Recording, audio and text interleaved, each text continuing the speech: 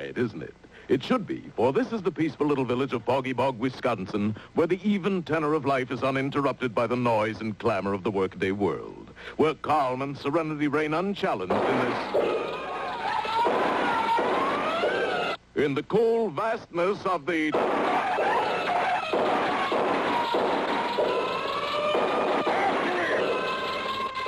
of the deep forest glades Oh, never mind. They're gaining, Fillmore. Can't you go any faster? Yeah, I can, but this truck keeps holding me back. Then it's time to turn the subterfuge. The subterfuge? It's not on the map, Professor. Of course not, my bird-brained buddy. It's just a state of mind. Well, let's not cross any state lines, Professor. That's real trouble. That's a federal offense.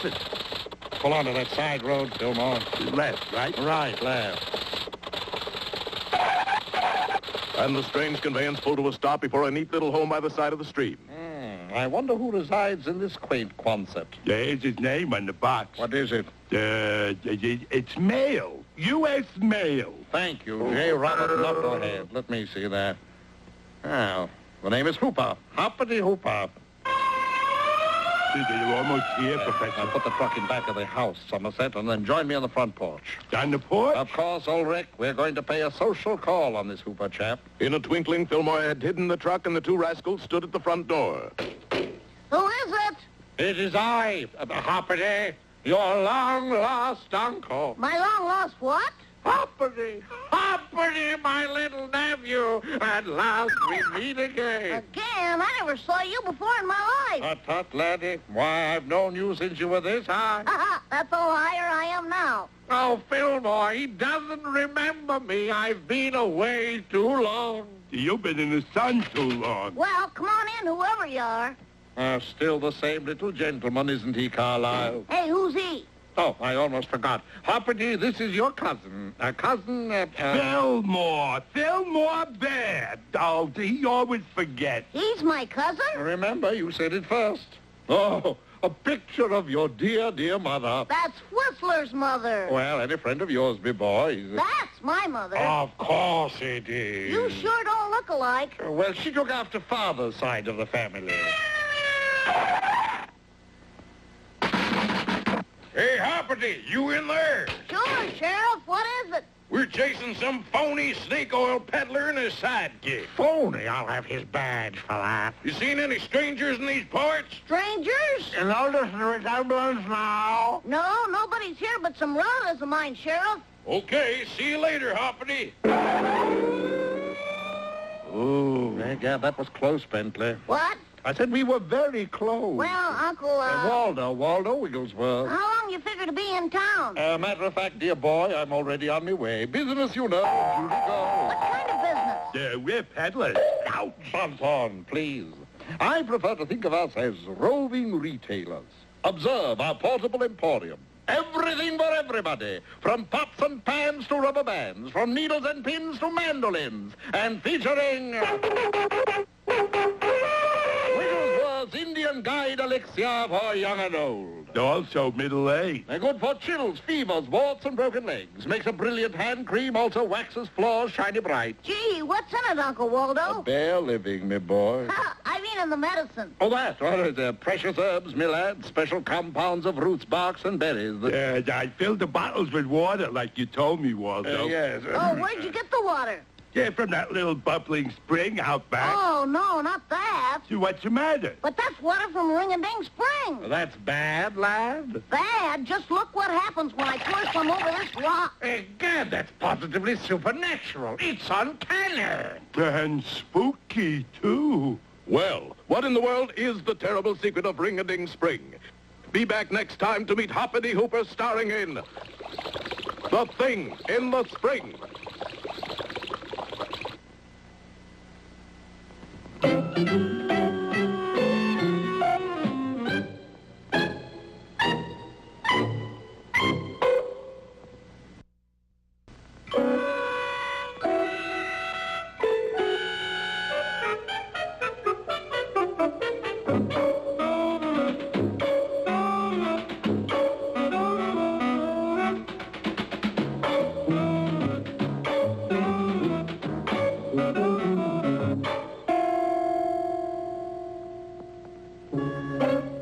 Last time, you remember, Hoppity Hooper met those two rascals, Professor Waldo Wigglesworth and Fillmore the bear. They were roving retailers of a remedy called Indian Guide Elixir, good for man or beast. But when the bear filled the elixir bottles with water, Hoppity was horrified. But that's water from Ring-a-Ding Spring. Well, you funniest name, that. It sounds phony to me, too. But nobody can drink that water. And pray tell, why not? Well, look what happens when I pour some over this rock. It gets wet. No, watch. Sure enough, as they watched, the rock underwent a curious transformation. Whoa, Waldo, it's growing hair. Hair. Yes, hair. For in a few seconds, the rocket sprouted a cookie duster mustache and a small Van Dyke. Then they grew into a huge handlebar mustache and a full set of sideburns. Dad Bradley, it's fantastic. Now can you see what would happen if you drank it? Yeah, I have a fur-lined stomach. Hey, what's the matter with your grin? Sure enough, something strange was happening to Waldo.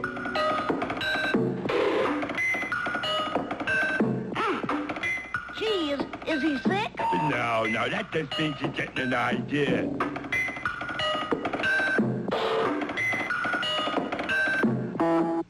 What is it, Waldo? I can see it now.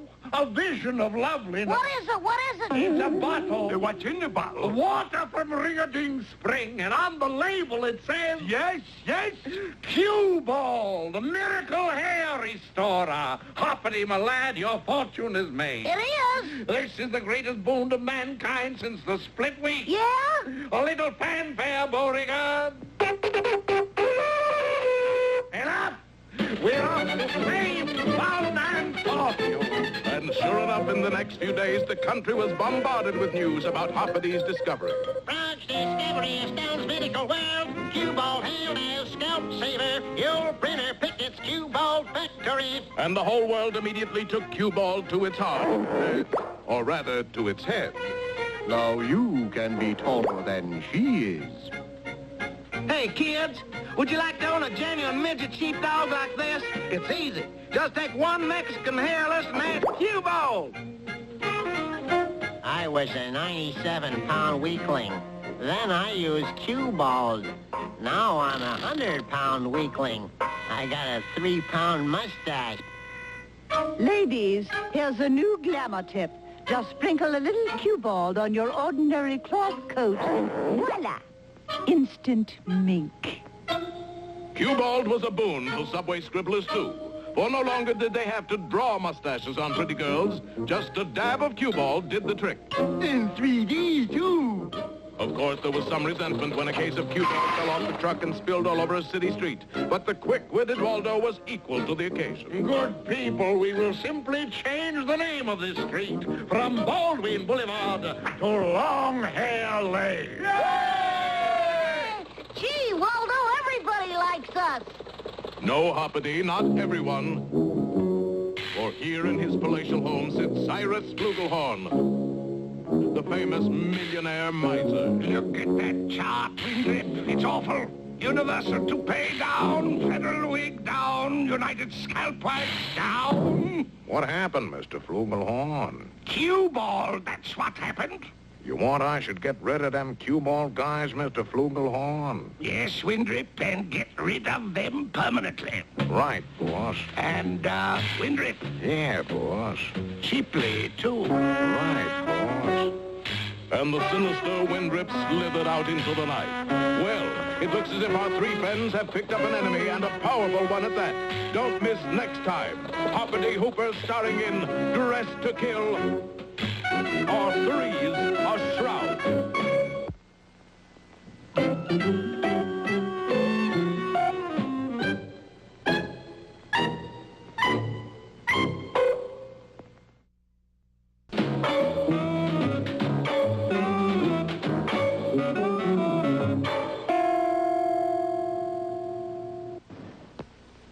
Well, Hoppity Hooper's life hasn't been the same since Professor Waldo invented Cue-Bald, the miracle hair restorer.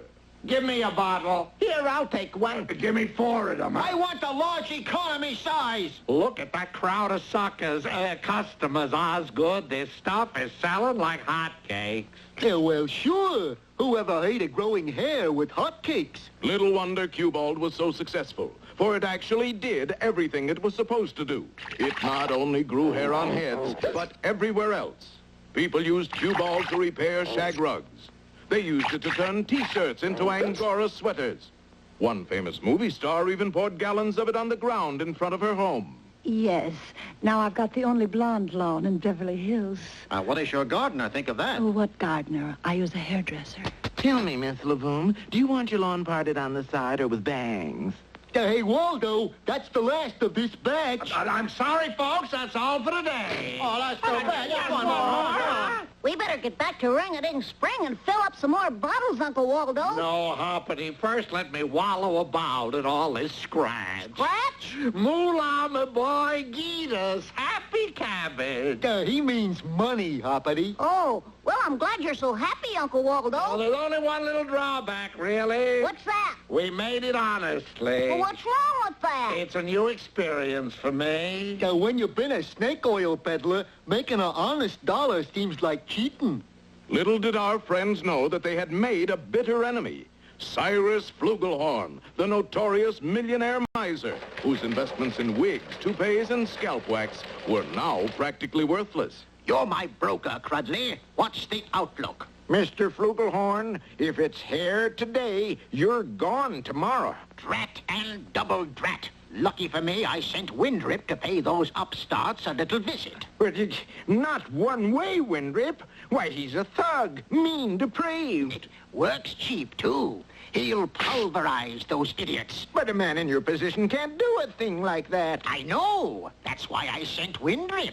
And at that very moment, the sinister Windrip was lurking outside Professor Waldo's caravan. Knocking over these three patsies ought to be a lead pipe cinch. And I got just a lead pipe to do it. Skulking to the door of the trailer, Windrip prepared to do his dastardly deed.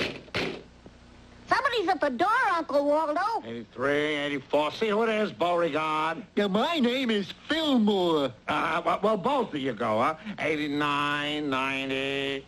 Unfortunately for Windrip, he hadn't figured on the hardness of Fillmore's head.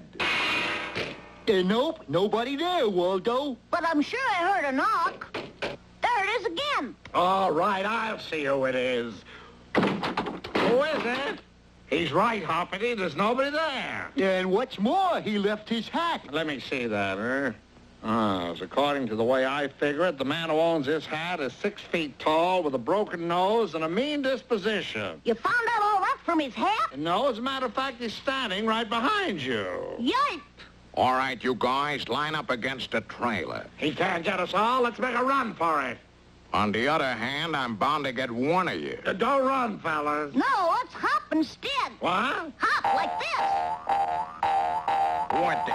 Stand still, you little creep. Well, obviously Windrip hadn't figured on our hero's agility. In a few seconds, his gun was empty and Hoppity was unscathed. I had a line to say here, but it was censored.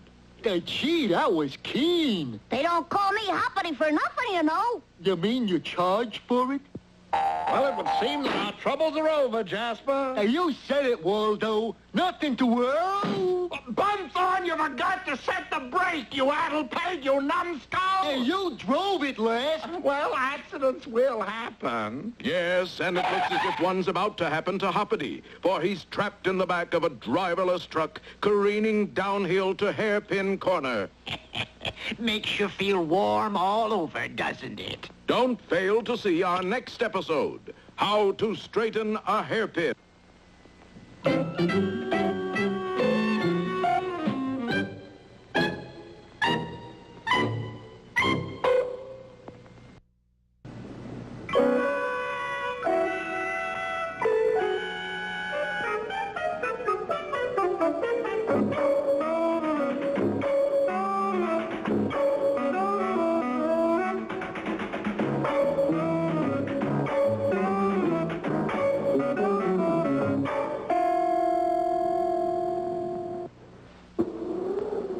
When last we saw Hoppity, he was in a bit of a decline and going downhill fast. You said it. Trapped in the back of Waldo Wigglesworth's snake oil van, he was approaching Hairpin Corner at tremendous speed. That's right.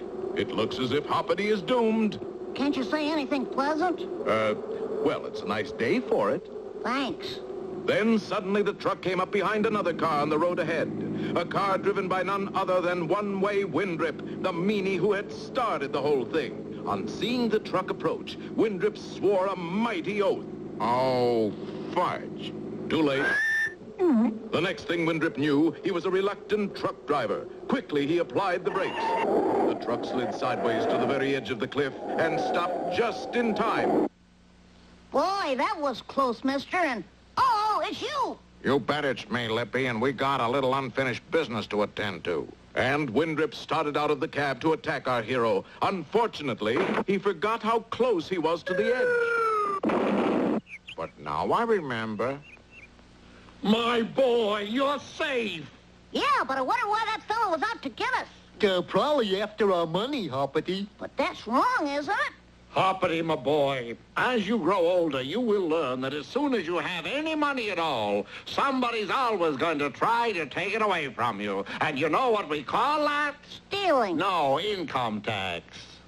Well, next morning, a dispirited Windrip was being dressed down by that mean miser, Cyrus Flugelhorn. And you call yourself a thug, letting yourself be outwitted by a frog. He got the jump on me. Confound it, Windrip, I want to see results. Such as? 3 heads on a platter might be nice. Now get going. And again, Windrip slithered off. This time to intercept our friends at the source of Cue-Bald Hair Restorer, Ring-a-Ding Spring. Easy, Ulrich. You don't have to fill the bottle so full. Skimp a little.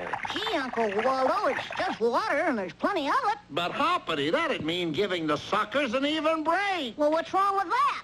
Nothing, I suppose, but it just goes against the grain somehow. But just then, Windrip rolled a strange-looking object into Fillmore's view. Hey, Waldo, I found a pineapple. Is it right? I think so. It's ticking. Kick it! Pembroke, that's a live grenade! Get down, everybody! Hoppity's quick action saved his friends, but ruined the spring, for all the water was blown straight up into the air.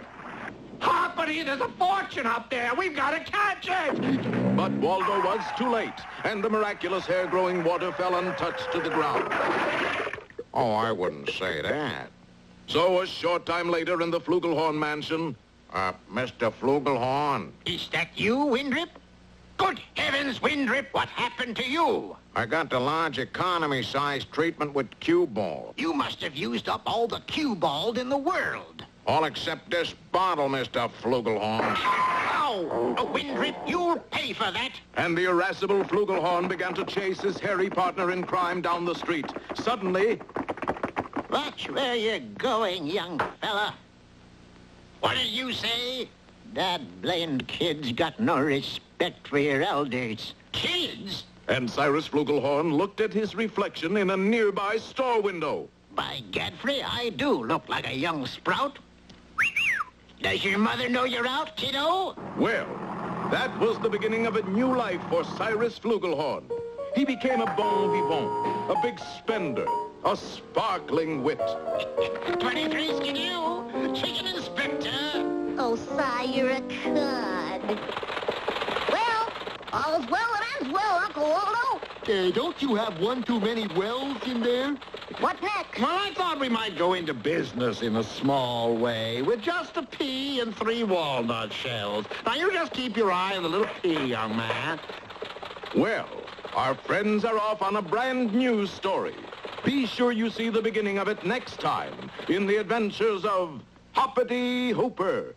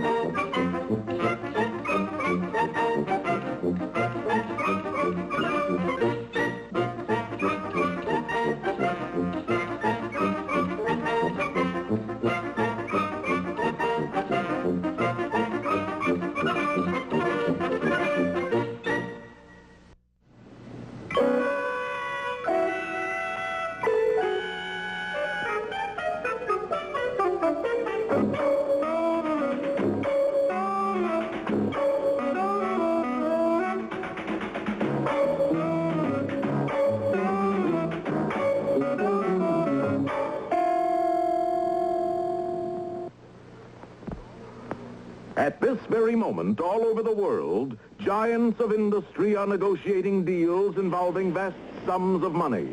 This, my friends, is called commerce. So you see, JB, buying amalgamated steel for $13 billion would allow you to make more safety pins than any of your competitors. It's a deal, BJ. Do you have a pin? Here you are. Not pen, pin.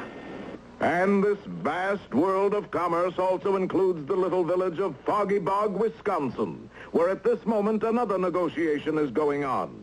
So you see, JB, your purchase... I told you before, I don't want any Wigglesworth Indian Guide election. Now get out of here. Gee, Professor, he's got what they call sales resistance. There is no such thing as sales resistance, Wilberforce. Fillmore. I keep telling you my name is Fillmore. Fillmore Bear. Of course it is. Now, where was I? There is no such thing as... Sales resistance. Right, Egbert. If there's something to sell, there's someone to buy it. Remember when I had to unload those 40,000 refrigerators? Yeah, Professor. Well, there's not an Eskimo in the Arctic whose igloo isn't equipped with the Wigglesworth Wonderland. Yeah.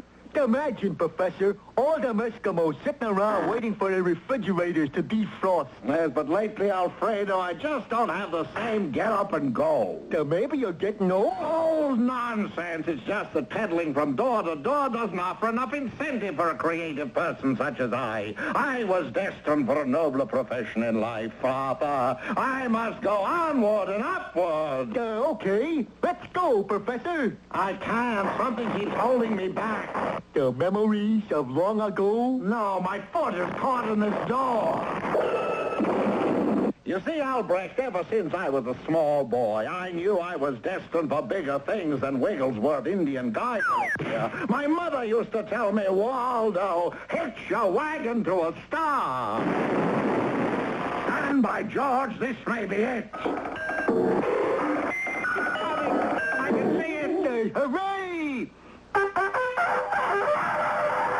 Did you have to do that? No, I've lost it. Jay, I'm sorry, Professor. Was it as big as a bread box? Wait, coming back again. Is it a bird? Is it a plane? Is it... Will you stop already? This is probably the most magnificent idea I've had in my entire life. Now, where can I find her? Find who, Professor? I'm not going to tell you, Wenceslas. You'll just blow that stupid bugle again. No, please, Professor.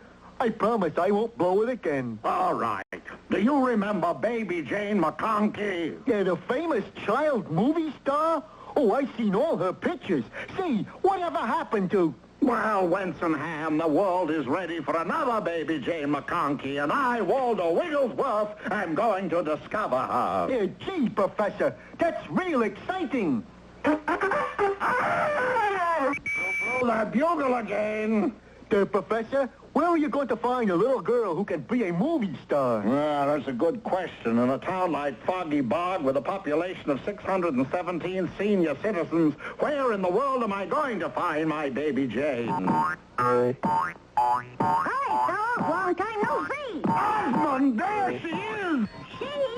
Oh, come on, Waldo. Hoppity, have you ever considered having the world at your feet? Fame, fortune, your own swimming pool? But, Professor, I have everything I could ever want right here in Foggy Bog, Wisconsin. Did you say swimming pool? Yes, Hoppity, and much more. Candlelight dinners, African hounds, Hoppity Hooper, I am going to make you a star. Heated swimming pool? Yes, my boy, 87 degrees Fahrenheit. You can grow orchids in it. Is there any way in the world that Professor Waldo Wigglesworth can make Hoppity Hooper into a little girl movie star? Be sure to watch the next one of these things. Whatever happened to Baby Hooper?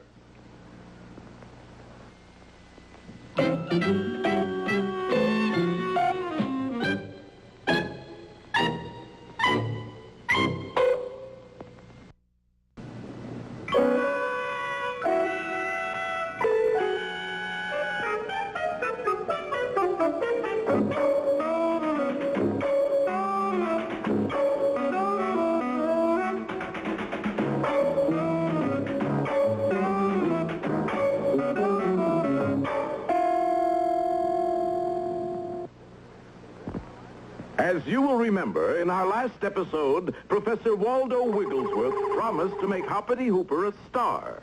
Hoppity was a little reticent at first, but when the professor mentioned Your very own swimming pool, my boy. Hoppity was starstruck. What do I have to do, Professor? Well, first of all, we need a long blonde wig. A long blonde wig? Naturally, my boy, how else can you appear in my box office smash? What box office smash? Son of Baby Jane. Professor? Yes, Egbert? Whatever happened to Baby Jane? But, Professor, I want to be myself. Gee, I can dance and sing, and I can do terrific bird calls. Listen. That was a bird call? Sure, that was the Baltimore Oriole. Sounded more like an Arizona horned toad. It's got kind of a beat to it, though, Waldo. Listen.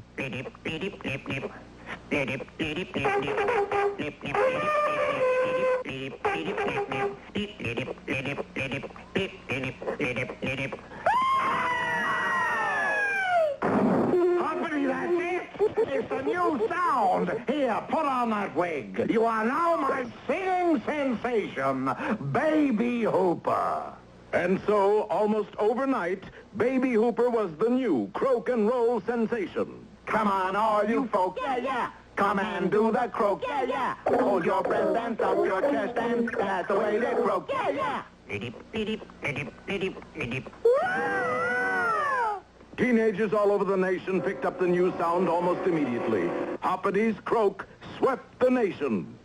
Now, Leon, tell the class where is the capital of the United States. D.C., teacher. That's right, Leon. D.C. is correct. Pardon me, buddy, but could you spare it for a cup of coffee? I'm sorry, but I don't have a on me. And ladies and gentlemen, if you elect me to office, I promise to put an end to, and furthermore will increase, and you will have air in every pot. You may not agree with what he has to say, but you have to admire his... Come on, all you folk. Yeah, yeah. Come and do the croak. Yeah, yeah. Hold your breath and thump your chest, and that's the way to croak. Yeah, yeah. Do you realize, Fillmore, that we have made the entire nation Baby Hooper conscious? Our fame and fortune is made. All we have to do is sit back and exploit Hoppity Hooper. Here comes Hoppity now. Oh, what's the matter, Hoppity? You look a little depressed. I want to be loved. Loved, but Hoppity, the entire country loves you. You're getting more fan mail than Lassie. But it's not me they love. Well, who then, Hoppity? It's my... I'm nothing but a new sound. Life is but a sound, Hoppity. A poor player who struts and frets his hour upon the stage, and then is heard no more. It is a tale told by an idiot, full of sound and fury, signifying nothing. Well, can I get rid of this blonde wig? The wig? The wig that's part of your image, Hoppity. That wig is a symbol. What do thousands of people do when they see that gorgeous blonde wig? They go. Yes, it's amazing, isn't it, Fillmore, how people become affected by a fad. First the twist, then the mashed potato, and now the croak. Well, old friend, I'm certainly glad that we have the intelligence not to be affected. Fillmore? Fillmore? Not you, too. Why, this is the most... Don't tell me that you're affected by my image, Waldo. Shut up, boy, and hand me that wig. Will Waldo get back his voice? Has the whole world gone? Tune in next time and see, pardon me, but your image is showing. Or turn in your wig, Waldo. I'd know you anywhere.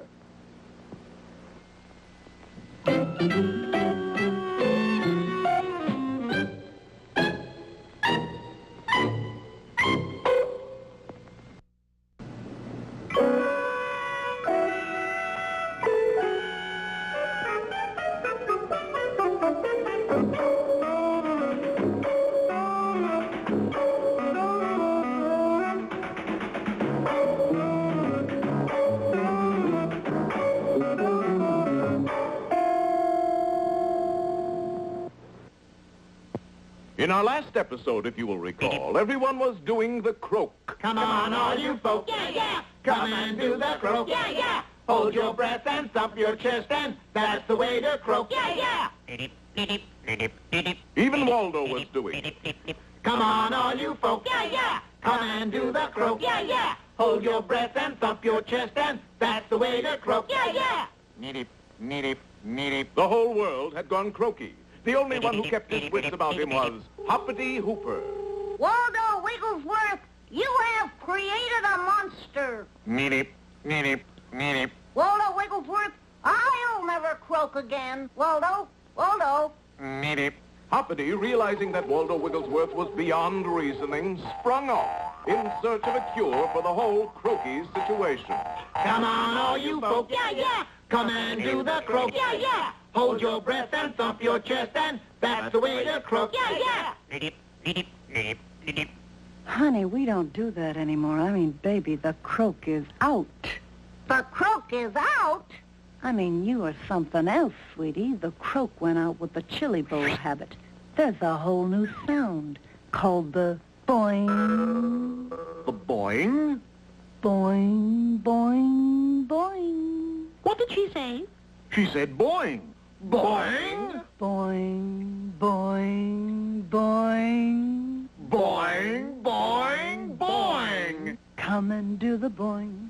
It's not hard to learn. You grab your goil and take a twirl, and then you do the boing. Boing, boing, boing. And sure enough, the croak was out, and the boing was in. Everybody was doing the boing. Come and do the boing. It's not hard to loin. You grab your goil and take a twirl, and then you do the boing. Boing, boing, boing. Then I can go back to my own sweet, lovable image. Just plain Hooper. Poor Waldo Wigglesworth. Did you say Waldo Wigglesworth? Where is he? Boing to me. Well, Oh, come on, take me to him. but... I just knew he was near. His magnetism is drawing me to him. But we're going the wrong way. Professor Waldo is over there. Oh, Hoppity, my boy. I know this is going to break your heart, but... Confound it, Fillmore. I'm having a hard enough time bringing this to Hoppity without your interference. But Waldo... You see, Hoppity, the public is very fickle. Though I don't know how to tell him, Fillmore, I hate to see a grown frog cry. Well, Hoppity, you know, 1 minute it's the croak, and the next... Oh, you tell him, Fillmore, I just can't seem to do it. And the next minute, it's the... Boing. Why, you did that rather well, Fillmore. But I didn't do it, Professor. Oh, my. Susan Swivelhips. Don't tell me you're the boing girl. But who else, sweetie? Do you remember the last time we saw each other, Waldo? Well, I can explain that, my dear. You left me waiting at the altar. But the sheriff was coming. We had to get out of there. Not only did you leave me at the altar, but you left me holding a hot bottle of Wigglesworth Indian elixir. Waldo! Waldo! Boing. Boing.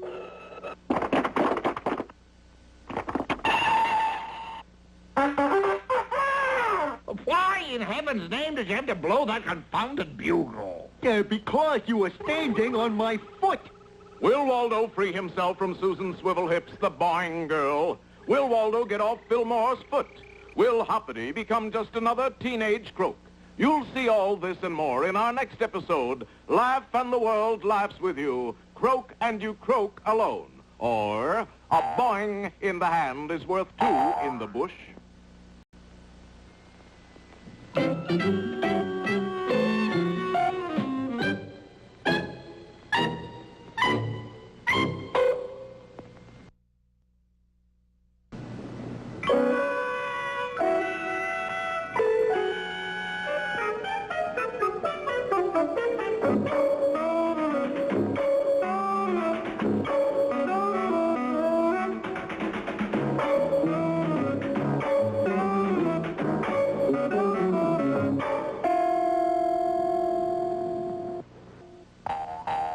In our last episode, Waldo Wigglesworth ran into an old girlfriend, Susan Swivelhips, who he had left waiting at the altar with a hot bottle of Wigglesworth's Indian elixir. She had now become famous as the Boing girl. What was that for, Fillmore? You were standing on my foot. Well, I'll get off your foot just as soon as the boing girl releases my collar. And I will let go of your collar just as soon as we're married. Married? Me? I'm not the type. I'm more of a wolf, you might say. A foxy wolf. But, Waldo, don't you want someone waiting for you when you get home in the evenings? Well, I've already got Dinsmore here. Someone to set you in your easy chair. Someone to take your shoes off. Those aren't shoes, and that's me. Even read the comic strips to you. But Susan, at heart, I'm just a rolling stone. And Waldo slipped out of Susan's grasp and dashed away. Fortunately, Susan had thought to tie a rope around his ankle. He's right, Susan. He's a rolling stone. Finally, the boing girl made Waldo promise to meet her at the chapel in 2 hours. How time flies. Hey, we're all packed, Professor. Packed? Yeah, to catch the eastbound freight out of town. No, Fillmore, I'm tired of running, tired of being hunted like an animal. Then you're gonna marry up with Susan Swivelhip? No, I'm going to think my way out of this predicament. Gracious! Goodness gracious, Professor. Whatever did happen with your head there? I don't quite know, Fillmore. I think I've blown a fuse. AC or DC? I shall try again. No, Fillmore, it's no use. My brain is dead. Like a battery, it needs recharging. Don't worry, Professor. I'll have your head recharged in a minute. Turn it off, Fillmore! To fully charge, turn on current all the way for 1/2 hour. Turn it off, Fillmore! You're lucky, Waldo. You ain't got no dead cells.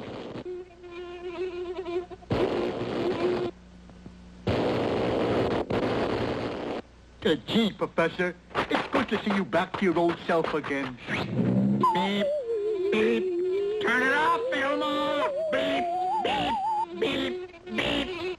Oh, there you are, Waldo. Come on, we'll be late. We can't keep the preacher waiting. Beep, beep. Say, you really must be nervous. You look positively blue. Red. Yellow and green. Turn it off, Fillmore! I heard the happy news, Waldo, and I want to be the first to congratulate. Turn it off, Fillmore! Hold on there. The Professor! He's himself again! Susan Swivelhips, Hoppity Hooper, do you know what you've got? A gold mine? A veritable gold mine? Hoppity, what do you do? I croak. And you, Susan, what do you do? I boing. And that's it! A croak and boing-a-nanny. A croak and a boing-a-nanny. A croak and a boing-a-nanny. Certainly, you've heard of a hootenanny. Well, look what they've accomplished with just a hoot. We've got a croak and a boing. So Professor Waldo Wigglesworth's Croak and Boing-a-Nanny became an overnight sensation in every college in the country. Hush your croak, little darling. Hush your boing, oh my dear. Hush your croak, boing, little darling, 'cause your daddy is here. Didn't I tell you I was a star maker? Yeah, Professor. You sure did. Turn it off, Fillmore!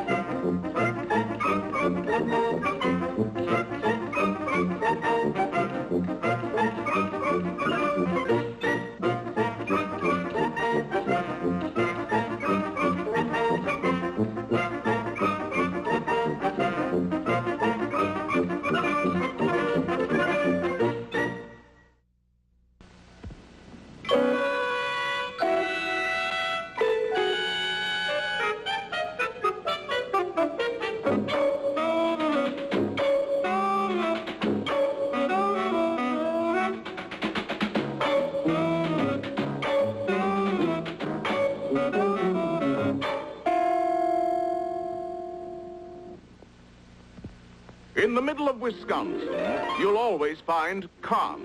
And the greatest con man of them all is Professor Waldo Wigglesworth. Beauregard, where are you? Please, Professor, the name is Fillmore. Of course it is. Well, Ethelred, how does our bank balance stand? It don't stand, Professor. It lies down flat. Like that, huh? Well, it would seem time to begin another Wigglesworth enterprise. What's it gonna be this time? Quiet, Alfredo. I think I hear it coming. That ain't an idea, Waldo. That's Hoppity Hooper. Hi, Uncle Waldo. Don't interrupt him, Hoppity. He's getting an idea. Well, I just came over to see if you fellas wanted to play ball. What kind of ball? A foot, basket, or base? Baseball, of course. We use the old vacant lot as a baseball diamond. Wait, Hoppity. That's it. That's it. What'd I say? What'd I say? Stand back, Hoppity. He's at it again. What is it this time, Uncle Waldo? The vacant lot. Diamonds. Baseball diamonds? No, my boy, real diamonds lying about on the ground. Yours for the picking. Come on. There you are. Gee, all I see is a vacant lot. I don't see any diamonds. Quick, Arbogast, hand me my palette. No, that's my soft palette. Give me my hard palette. And within minutes, Waldo had painted a sign on the side of the truck. Big diamond hunt. Come one, come all. $1 admission. Keep all the diamonds you find free of charge. But nobody's ever found a diamond here. Say not so. Look, this here is my very own diamond stick pin. Those big things are diamonds? No, they're glass. The little one in the middle is a diamond. Now, I cover my eyes. I throw this stick pin over my shoulder. Oh, my stick pin. Lost. Shall I ever find it? Isn't that terrible? Gee, I'm sorry, Waldo. Don't be sorry. Help me look for it. It's no use, Waldo. The grass is too long. Well, maybe I can help with that. How, Hoppity? Like this. And quickly hopping up and down on the grass with his big froggy feet, Hoppity pounded it flat as a pancake. And there's your diamond stick pin. You found it, Hoppity. Say, mister, is there really diamonds on this vacant lot? Well, I just saw one just a little while ago. Did anybody ever really find a diamond here? Tell the gentleman, Hoppity, did you ever find a diamond here? Well, sure, just about a minute ago, but gee... Hot diggity, here's my $1 admission. That'll be another 50 cents. For what? Wear and tear on the shovel. All right, there's my $1 for admission. I'll take one of those. I'll take one. Come on, there's my $1. In less time than it takes to tell, the lot was full of Waldo's customers, all trying to find a diamond. Needless to say, they didn't have much luck. Gee, Uncle Waldo, they think there's really diamonds there. Are you sure there aren't, Hoppity? Well, no, but I don't think Neither do they. You couldn't get them to stop now. Hey, mister, there's really no diamonds here. Trying to get this spot for yourself, huh, kid? Beat it. So when night fell, the vacant lot was riddled with holes dug by the hopeful diamond hunters. Gee, anytime you try to get something for nothing, you'll find somebody to give you nothing for something. I wish I'd said that. Now, how do we sell these holes? Do-it-yourself oil wells, maybe. How about individual-sized swimming pools? Not bad, Bagley. But as Waldo spoke, a strange set of metal arms emerged from the hole he was standing by. Fillmore, look! Look out, Waldo! Too late. The weird metal claws seized Waldo, and he disappeared from sight. Quick as a flash, Hoppity hopped to the edge of the hole. Give me your hand, Uncle Waldo! He can't give you his hand, Hoppity. Well, why not, I wonder? We'll find out next time in Sandy Claus Strikes Again, or How's That Grab You?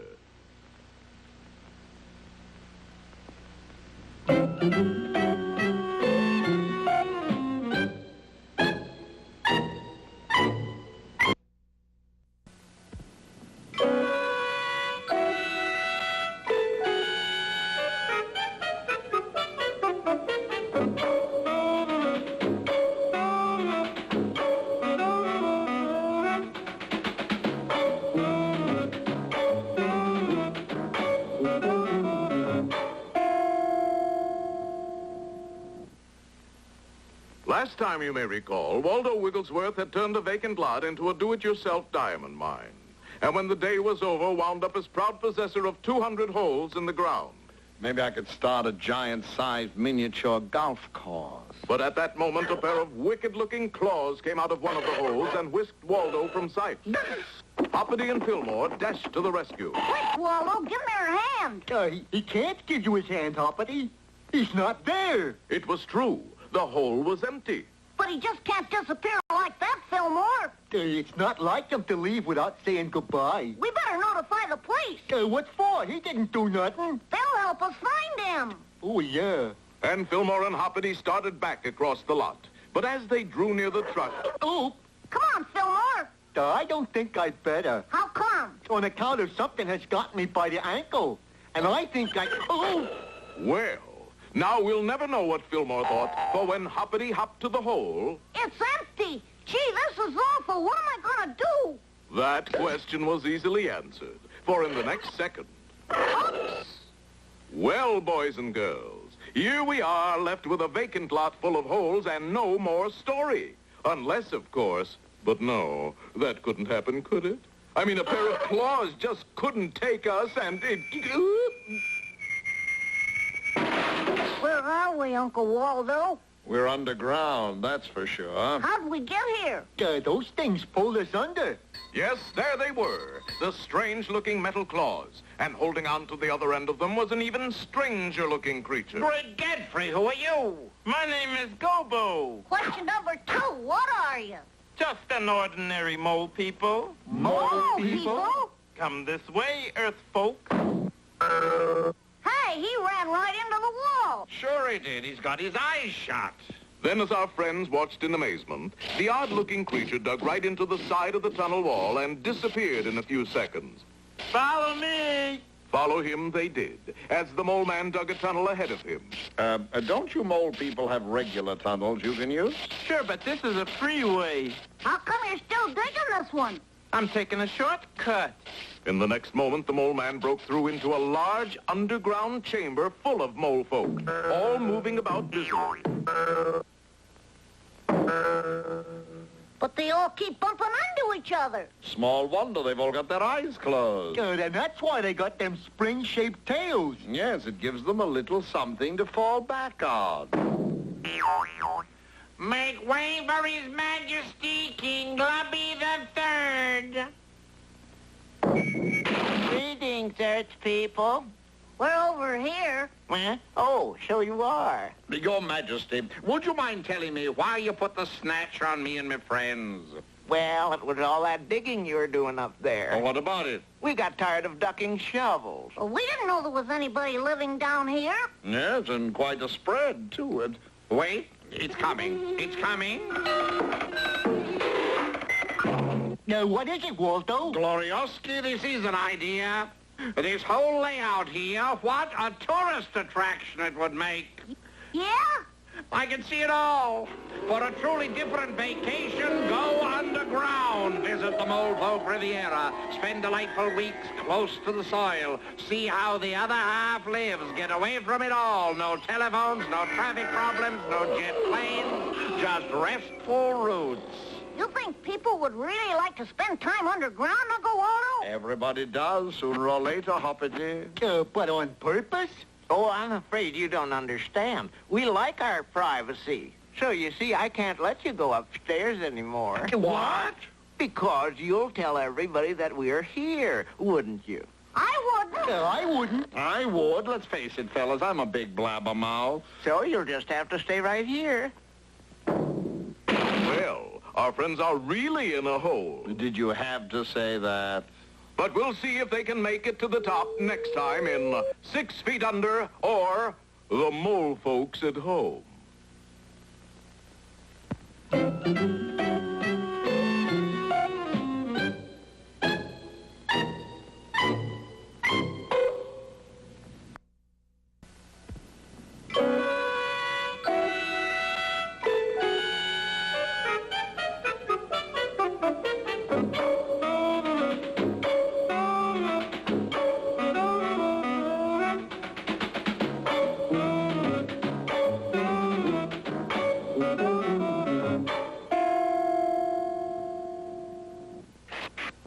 Well, Waldo Wigglesworth's attempt to start a do-it-yourself diamond mine came to grief when all the digging disturbed a strange race of underground dwellers called the Mole People. Their response was immediate. Now our friends are held captive far beneath the earth by King Glubby III. Well, if he thinks I'm going to spend the rest of my days growing mushrooms down here, he's out of his pointed head. Yeah, what are you going to do, Waldo? I'm going right to the top, that's what. But King Glubby is the top, Uncle Waldo. Not that kind of top, Hoppity. I'm going to the top of this room and dig my way up to the surface. Give me a hand, Athelstane. Yeah, the name is Fillmore, Waldo. This is no time to quibble. Bend over. Waldo clambered up onto Fillmore's broad shoulders and with his cane began to dig furiously at the ceiling. But suddenly... Look out, the ceiling's coming down. What happened? Offhand, I'd say you dug your way into somebody's bathroom. I should have known this place probably has hundreds of levels to it. Calm yourself, madam. This is as much a shock to me as it is to you. Well, excuse me. What's going on here? Oh, nothing, Your Majesty. This lady just dropped in on us unexpectedly, that's all. Excuse me. You weren't trying to escape, were you? Us? Escape? We love it here. It's cozy. I'm glad he keeps his eyes closed or he'd know what's going on. Unfortunately, at that moment, King Glubby bumped into the bathtub. Excuse me, but what's this? A bathtub? Yeah, we play hard, but we play clean. Besides, we thought we'd redecorate a little. The bathtubs are just the right size for growing mushrooms, you know. This tub is from G level. This is H level. You tried to get out through the ceiling, didn't you? You can't blame a fella for trying to rise in the world, can you? Besides, we couldn't find the stairs. Guards! Guards! Excuse me. Take the Earth people to the lowest level and keep them there. Gee, Uncle Waldo, then we'll never get out. We've got to make a run for it, Hoppity. They all got their eyes closed, remember? But we can hear extremely well. After them! Uh-oh, there's only one thing to do now. What's that? This. And Hoppity began hopping rapidly from place to place. Seize him! But with their eyes closed tight and confused by the sound of Hoppity's hopping, the guards bumped hopelessly into each other. Excuse me. Now, let's get out of here. The charge! In a flash, our friends were out of the room and running down an underground passage, pursued by King Glubby and the guards. After them!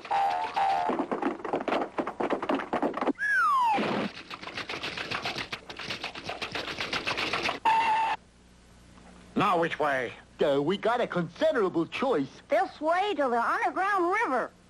This way to the root cellar. This way to the salt mines. None of them sound exactly sunshiny, do they? Better decide in a hurry. Those spears look mighty sharp. And who wants to wind up as an underground shish kebab?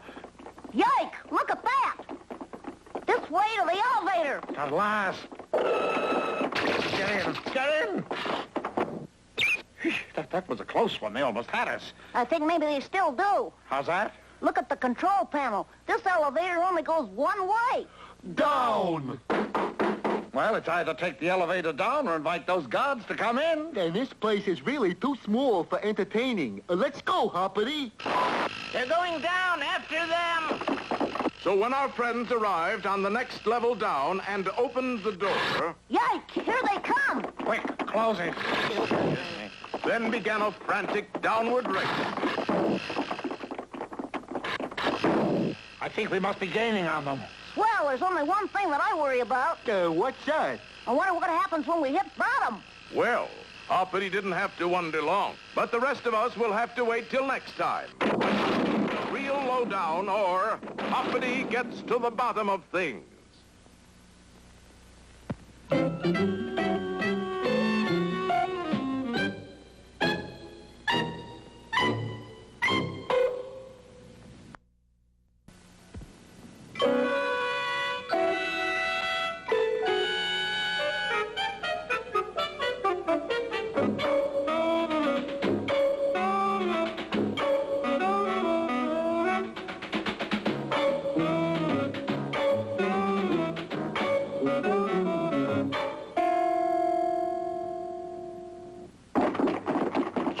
Like King Glubby III and his mole folks at home, our friends leaped into a nearby elevator, only to discover a remarkable thing. This elevator only goes down. Isn't that remarkable? So down they went, pursued by the mole men. Down, down, down. Then suddenly the elevator crashed into an enormous spring at the bottom of the shaft and immediately shot upward again. Oh, podunk, frip-frap, and other expressions of regal displeasure. Excuse me. Excuse me. What happened, Hoppity? Didn't you hear that big sprung, Fillmore? I thought that was me. No, that was a big spring at the bottom of the elevator shaft. Then you mean... Yep, that spring sprang us back with a sprung. You're putting me on, right? Nope, I'm putting you off right now. And Hoppity braked the elevator car to a stop on one of the upper levels of Mole City. Come, Ermgard, let us not stay upon the order of our going. Even better, let's get out of here. The boys dashed down the underground tunnel, but suddenly... Hold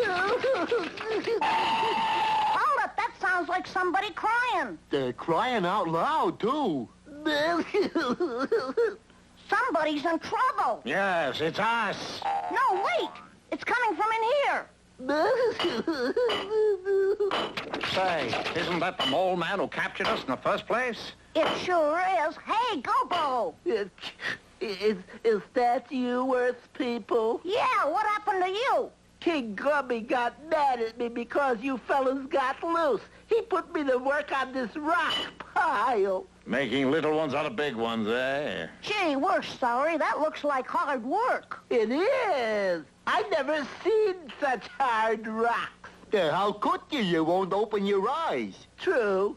They must be on this level somewhere. Hurry up. It's the king and them fellas with the spears. Well, it's been nice chatting with you, Gobo, but I'm afraid we Uncle Waldo, we can't leave Gobo like this. We can't? We could try. But it's our fault he's in trouble. Oh, very well. Ulrich, grab the ball and chain. They're right, Professor. Well, Fillmore lifted the heavy ball and chain, and the happy mole man dashed out with our friends.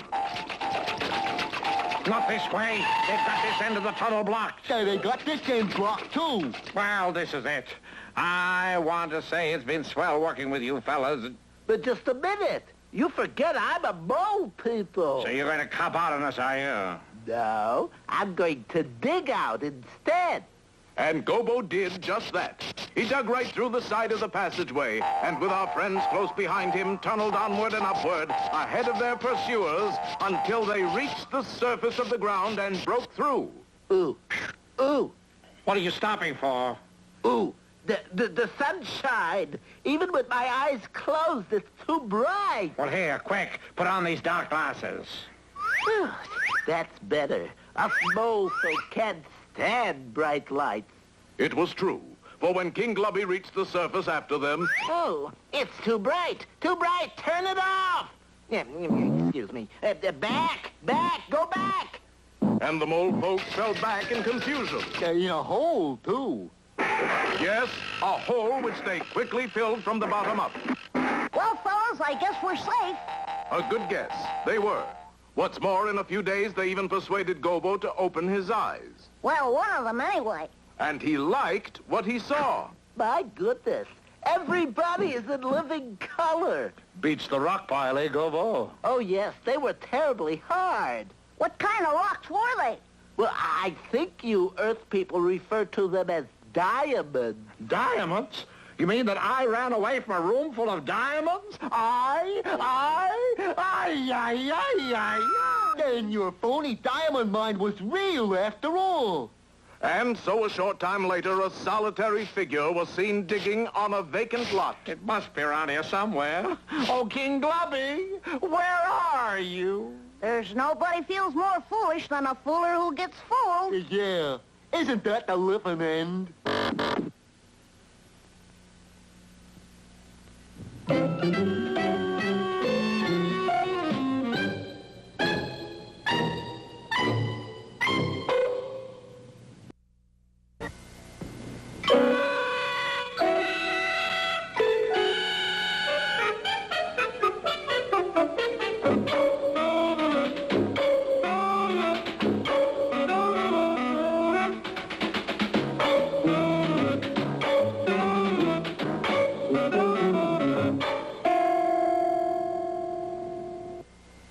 Waldo and Fillmore have been doing quite well selling Wigglesworth Indian Guide Elixir. Guaranteed to grow hair on a billiard ball. That's him, Clyde. Professor Waldo Wigglesworth. He's the one who ruined my business. How's that, boss? He grew hair on my billiard balls. That's how. And now I have to take them to the barber shop every day for a haircut. Did you ever try to put an 8-ball in the side pocket that's been using greasy kid stuff on its hair? Clem, you know I don't play pool. Come on, man, let's get him. I'll teach him to grow hair on billiard balls. Uh-oh, Fillmore, like a big breeze, we must gather our forces and prepare to blow. Amsterdam, varmint! I don't understand why they're so upset. My elixir lived up to the guarantee. Professor, did you ever try to put an 8-ball in the side pocket using a ball with greasy kid stuff on its hair? Yeah, that was close. But just then...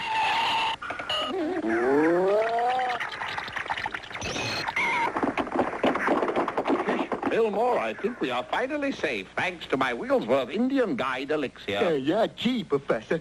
Boy, that was a close one.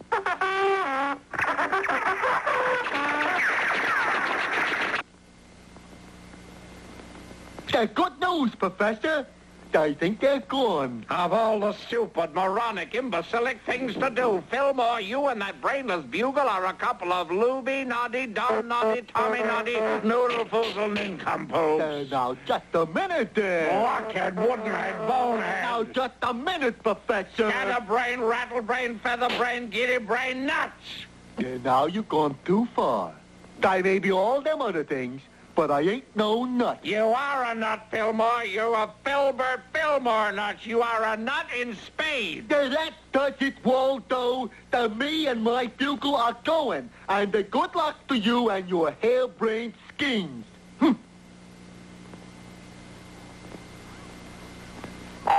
Hi, Professor. Where's Fillmore? Gone forever, Hoppity, and good riddance. Him and that stupid bugle. You mean that you two have split up? Split? Oh, yes, Fillmore split. But, Professor, you and Fillmore are like ham and eggs, Arms and legs, shoes and socks, bagels and locks, star and twinkle. Rocky and Bullwinkle. I know, Hoppity, and everything would have been all right except for one thing. What's that, Waldo? I can't stand him. Meanwhile, Fillmore decided to take an eastbound freight out of town.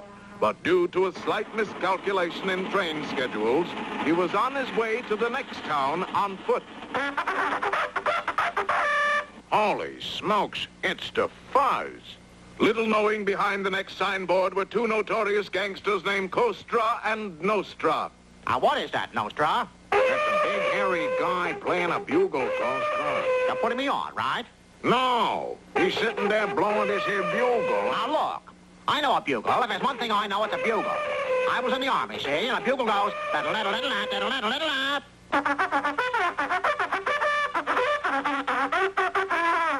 And that ain't no bugle. That's a bugle, all right.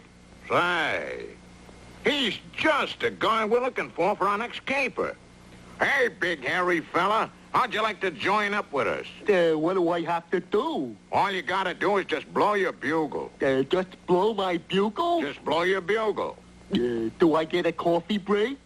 What Fillmore didn't know was that the notorious Costra Nostra brothers were planning to spirit away the son of multimillionaire Faubus Flytrap, the insecticide king, whose motto, "A little dab'll kill ya," was known the world over.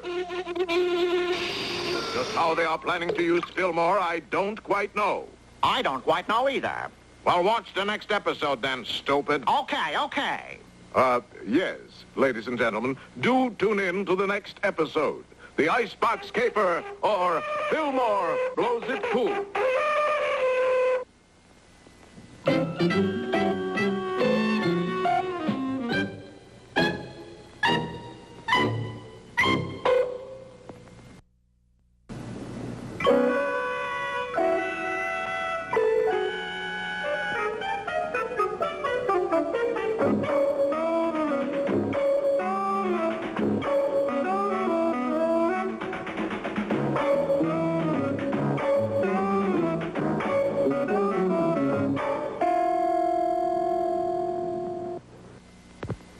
In our last episode, Waldo and Fillmore had split up, Waldo going his way and Fillmore going his way. But it so happened that as Fillmore was leaving town, he ran into a pair of notorious crooks named Costra and Nostra. That's us. Say, big hairy fella, how would you like to join up with us? What do I have to do? All you gotta do is blow your bugle. At last. Music lovers. What Fillmore didn't know was that the Costra Nostra brothers were planning on stealing the son of millionaire Faubus Flytrap and holding him for ransom. Pardon me for seeming stupid, but just how are we going to use a bugle-blowing bear in this caper? Look, every day Flytrap takes the kid and his baby buggy into the park, right? Except when it rains, right. Well, a bugle-blowing bear's quite a novelty. I mean, how many times you been in a park and seen a bugle-blowing bear? I mean, it's downright uncommon. But he plays so downright bad. That don't matter. Nobody's expecting chopin out of a stupid bear. But I still don't see. When he starts blowing his stupid bugle, all the people in the stupid park are going to flock around him. Faubus Flytrap Jr. will be left unguarded. Then we snake him and we nab him. Meanwhile, Waldo had a change of heart and realized that he had been harsh to Fillmore. Both he and Hoppity set out to find him. What made me say the things I did, Hoppity? How could I do it? It was probably anger at the spur of the moment. No, it was anger at his bugle. You know what I called him? I called him a noodle-foozle nincompoop. Well, that was rather strong. We must find him, Hoppity, so that I can beg his forgiveness. It wasn't going to be as easy as Waldo thought to track down Fillmore, because he hadn't reckoned on such obstacles as Susan Swivel Hips. Oh, my goodness. Oh, my goodness. What's the matter, Waldo? You gotta go back. That's what's the matter. But I thought you wanted to find Fillmore and apologize. Of course I want to find Fillmore and apologize, but don't you see, Susan, if she catches me, I'm a goner. I'll be married so fast it'll make your head spin. But, Waldo, think of something. Use your brain.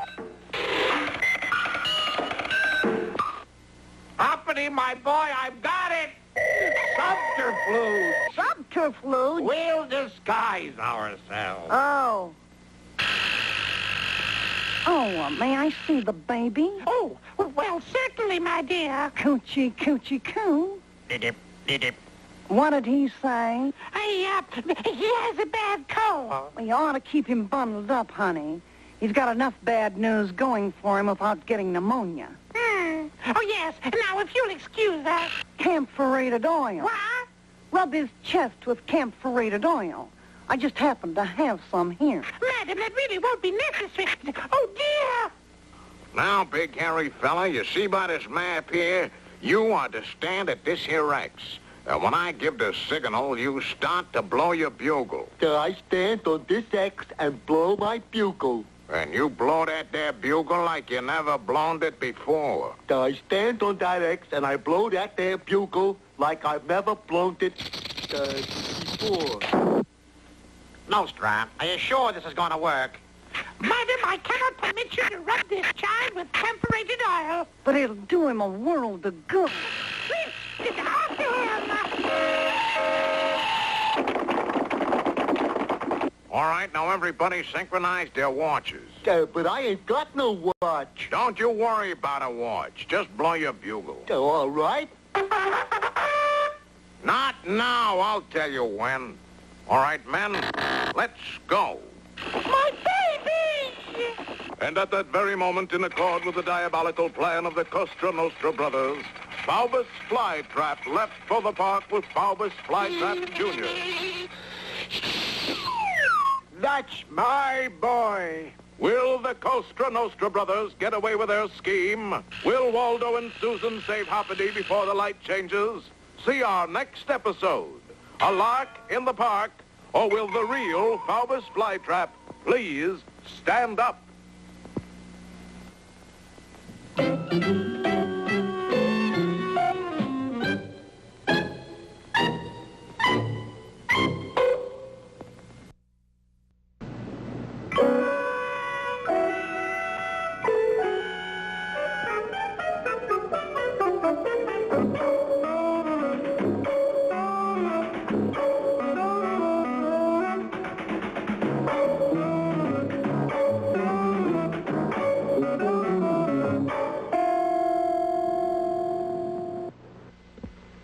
In our last episode, the notorious Costra Nostra brothers had decided to use Fillmore in their diabolical plot to steal the Faubus flytrap baby.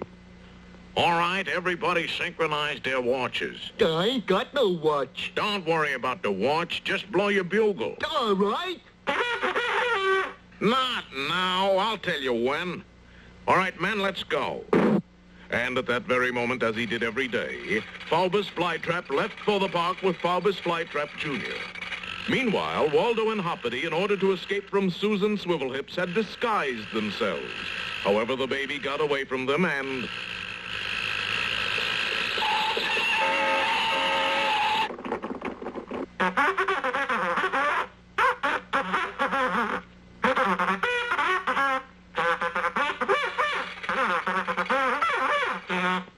My goodness, what in the world is that? By George, it's a bugle-playing bear. Okay, now's the time. Let's go. Now, on a caper like this, split-second timing is everything. Hey, fellas, aren't you going to stay and listen to my encore? Look, Fillmore, it's split time. Why don't you get lost? Now, just a minute. Are you guys trying to get rid of me? Yeah, sweetie. All we want you to do is blow. All right. For a minute there, I thought you were trying to get rid of me. Will you get rid of that creep? Creep? Did you think I said creep? What I said was bleep. I like the way you make that bleep with your bugle. Yeah? Well, what's that in the blanket? Well, as a matter of fact, nothing. Costra always carries that blanket ever since childhood. You see, he's very insecure. Yeah. It's a substitute for when I used to suck my thumb, see? There's something moving around in that blanket. Well, that's me, Fillmore. See? Do-do-do-do-do. Ma-ma-ma-ba-ba-ba-ba-ba-ba. Costra, you almost blew a whole kidnapping deal with your stupid dance. Oops. Uh-huh. I knew you two was up to no good. And here all the time, I thought you liked my bugle playing. All right, everybody back up against that fence. Hurry up. Put your hands up. Not you, stupid. You're one of us. Oh, that's right. I'm one of them. Us. Get those hands up. Oh, shut up and see if Faubus Flytrap Jr.'s all right. He's all right, but man, he sure is ugly. This is about the ugliest baby I've ever seen. Look, we didn't kidnap him to enter him in a beauty contest. Bring him over here. Oh, Costra. You want to know why the Faubus Flytrap baby is so ugly? You want to know that, huh? Yeah, I'd like to know that, Nostra. Because what you swiped is not the Faubus Flytrap baby.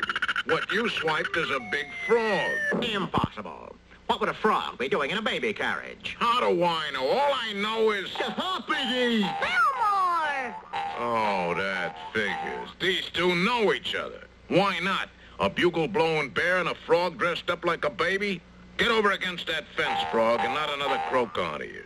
Meanwhile, Waldo and Susan finally arrived at the park. Oh, thank goodness he's safe. After a harrowing experience like that, it's a wonder his hair hasn't turned gray. Big bug. Kill Big Bug.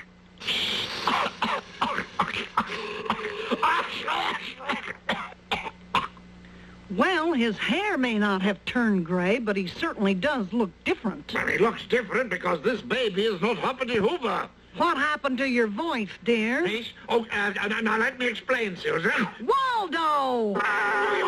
What are we going to do with him, boss? Get rid of him, that's what we're gonna do. Because I got a feeling this frog has a big mouth. Oh, my goodness. Oh, my goodness. Look at that, Susan. Hoppity and Fillmore are in real trouble. Well, don't just stand there. Go and save them. I cannot go and save them, Susan. Why not, Waldo? Because you are standing on my skirt. Will Susan and Waldo arrive in time? Tune in to our next episode. Hoppity Hooper's blooper, or Costra Nostra does the bossa nova.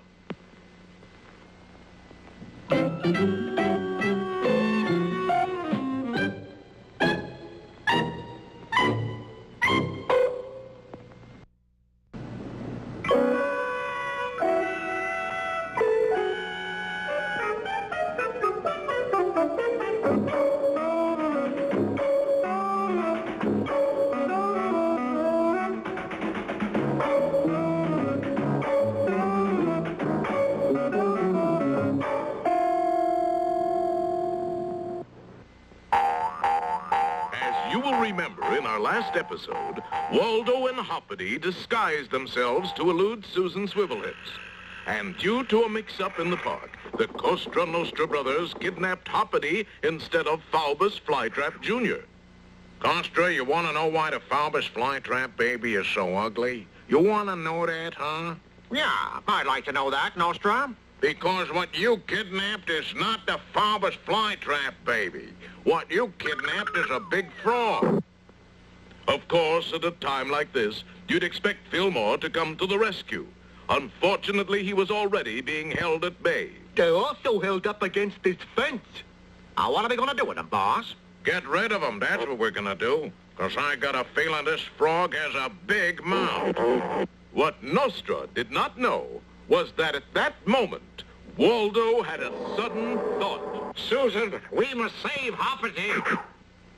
How are we going to get rid of him, Nostra? We'll make it look like an accident. See that cliff over there? Well... Hey, that was pretty slick, Nostra. We sure got rid of them. Now let's get out of here. No, I want to wait for the zonk. The zonk? Yeah, the zonk when they hit the bottom. Did you hear that, Fillmore? They're waiting for us to go zonk. Make a zonk for the people, Fillmore. They're all right, Hoppity. There. Now we can leave. That was a zonk? Well, it'll have to do. Let's go. All right, get those hands up. Uh-oh. It's the fuzz. Hey, what do you take us for, amateurs? That's nothing but a cane. Just a cane, eh? Well, watch this. How did you do that, Susan? All right, get those hands up. There isn't even a trigger. Will you stop playing with that stupid cane? We are trying to find Hoppity and Fillmore. That's odd. I've had this cane for 20 years. I've never done that before. Oh, quite right, my dear. What have you two done with Hoppity and Fenswick? Never heard of him. Have you heard of him, Costra? Do you have to blow that confounded bugle, Fillmore? Can't you see that I'm in the midst of interrogating these cutthroats? Now, where was I? I'm not going to tell you again, Fillmore, to stop playing that stupid bugle. Waldo, Fillmore isn't here. We are trying to find Fillmore. You mean I'm imagining I'm hearing Fillmore play the bugle? No, it seems to be coming from over there. Oh, there you are, Wilberforce. Here, grab my cane. Now we're in a fine mess. Never fear. Susan Swivelhips won't let us down. There. Now let's beat it, Costra. Costra? Costra? Waldo, this is terrible. I told you, Hoppity, Susan is our only hope. Susan is our only hope, and you tied her to a tree. Right, Nostra? What are we going to do now? At a time like this, a moment of great stress, it's time to use a little brain power. Hoppity, what is it that you Hoopers do so well? Well, we, You jump! That's what you do now, Hoppity. When I count 3, I want you to jump. But Waldo, it's 5,000 feet to the bottom of this cliff. I don't want you to jump down. I want you to jump up. So Hoppity, perching on the top of Fillmore's shoulders, jumped to the top of the cliff, releasing Susan. Both of them pulled the others up and out of danger. The Costra Nostra brothers. Caught you at last. They're safe at last. Listen, Waldo, baby. He's playing our song.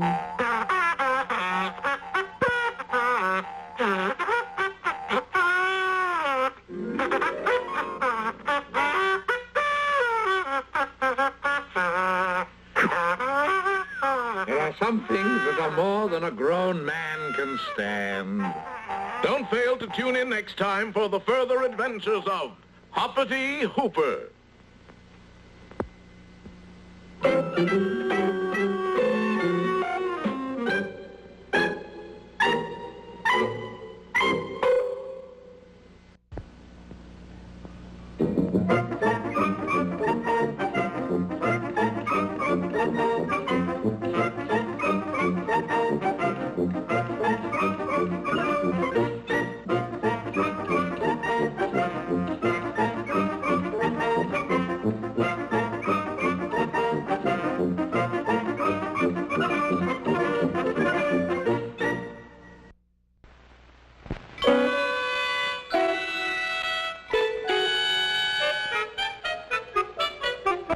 Our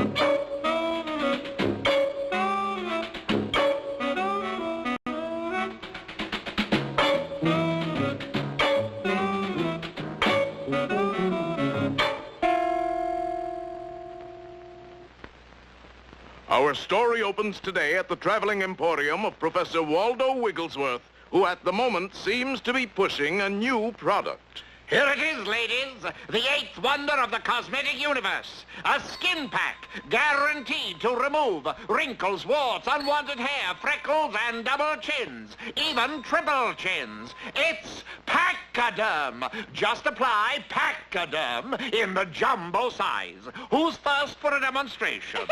I'll try it, Professor. Well, it's the wife of our beloved sheriff. Madam, you really set us a task. To make you more beautiful than you are will be difficult indeed. You really like my face? I can truthfully say I've never seen anything like it. Very well, Dr. Feldspar, will you prepare the Pachyderm treatment? Right away, Professor. Pachyderm? Fillmore, I thought we were selling Indian Guide elixir. It's the same stuff, Hoppity. I just add this flour to it to thicken it up a little, like this. Then I put on a new label, see? Pachyderm. Do you think that's ethical? No, I think it's pretty messy. So here you are, Professor. And now, lovely lady, let us put Pachyderm to the test. Fear not, madam. The pack lifts off neatly in a few moments, revealing a lovelier, younger you.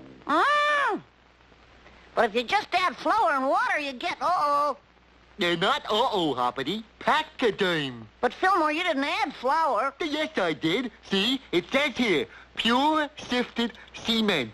The cement! Oh, boy. Hey, Uncle Waldo! Uncle Waldo! Get away, boy, you bother me. And now, madam, are you ready for the great unveiling?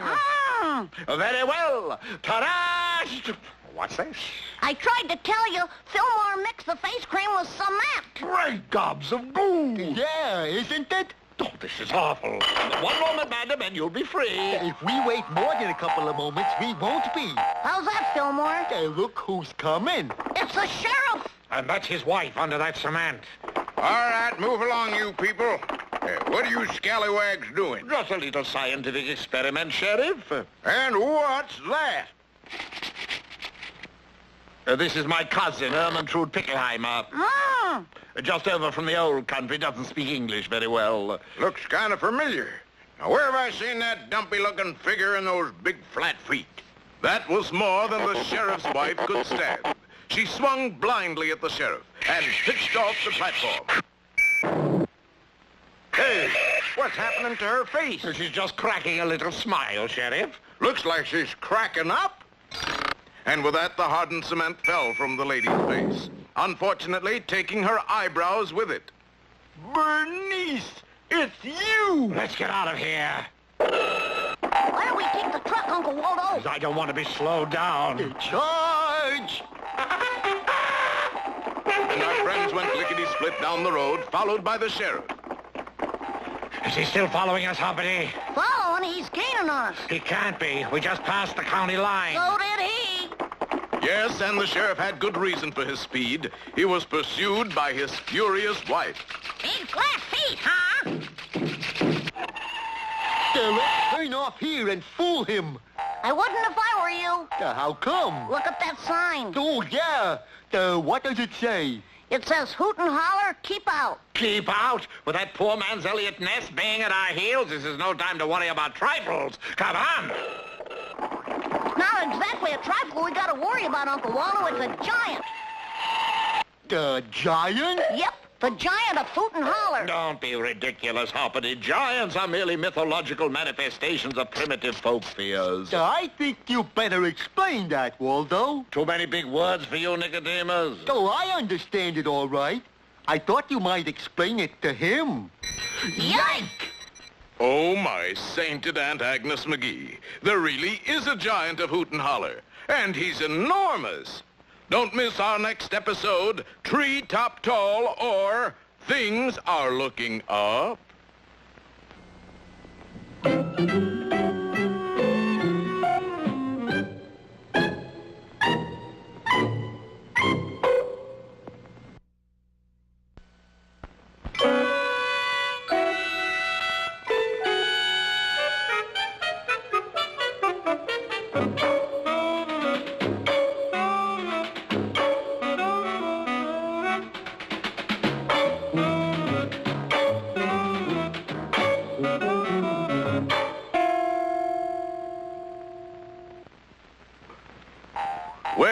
In our last episode, our friends really hit the big time, for they unexpectedly met up with the giant of Hootin, Holler.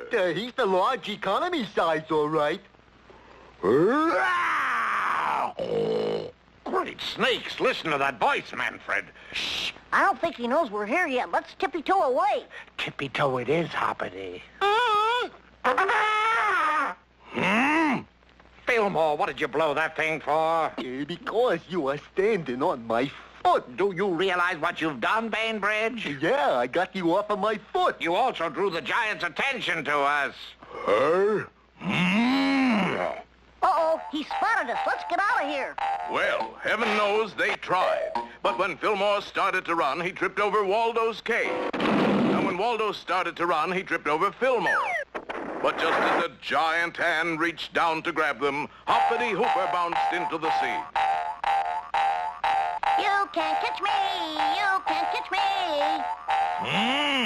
And Hoppity dodged nimbly about as an enormous thumb and forefinger tried to pick him up. Let's get out of here, Fillmore. Hey, now wait, Waldo. Put me down, will you? I'm wasting all this footwork. Yeah, but we can't run off and leave Hoppity. We could make the effort. Yeah, but think of all the boys and girls watching this show. This is no time to worry about ratings. What would all them kids out there think of you if you ran away and left Hoppity with the giant? They'd think I was a cowardly fink. Sure they would. And they'd be right. No, you don't, Waldo. We're going back to save Hoppity. Very well. Forward. Meanwhile, back at the giant... Boy, am I ever getting tired. Just a little too tired, for at that moment... The giant got Hoppity. Stay, varlet! Oh? Cease and desist, you mountainous mound of belligerent blubber, or you'll have to reckon with Professor Waldo Wigglesworth.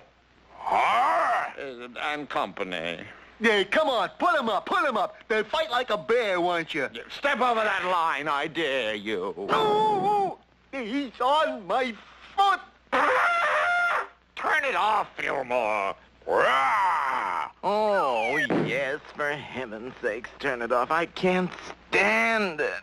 I'm free. Let's go. Wait a minute. Did you hear what I heard? You mean this? Oh, not that. Please don't blow that thing again. That!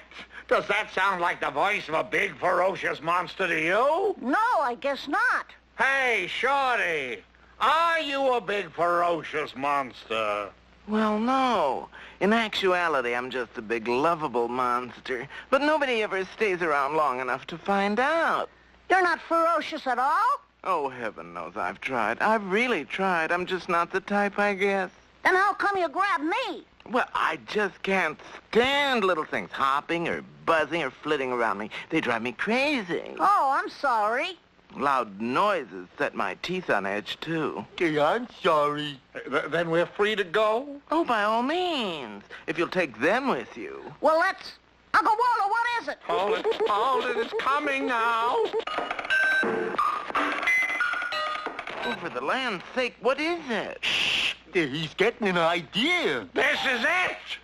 We're rich. Yeah, we are? Well, practically, gentlemen, you see before you in this little gathering of 4 people, the world's greatest basketball team. Basketball? But that takes 5 people. With a center as big as this one, who needs 5? Gentlemen, welcome to our new basketball team, the Dribblers 5 minus 1. The Dribblers 5 minus 1? Oh, don't miss our next athletic episode. The game's the same, or Hiya Sport.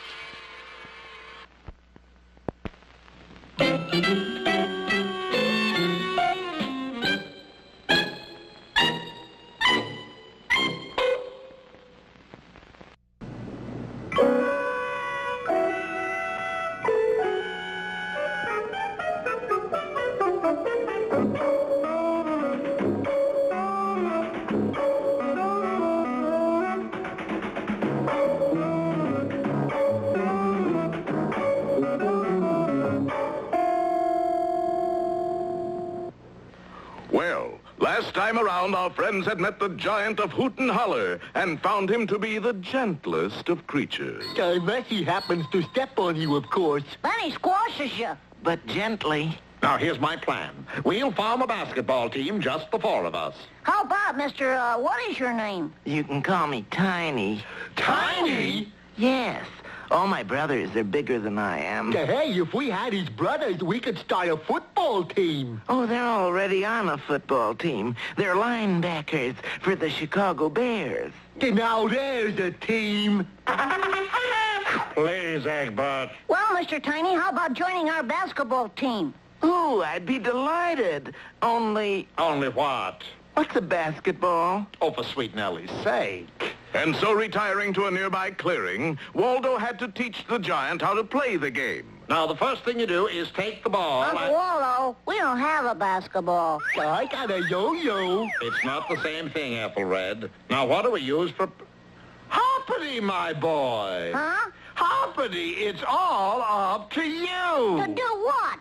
Hoppity soon found out, for in a moment he found himself pressed into service as a basketball. That's it, Tiny.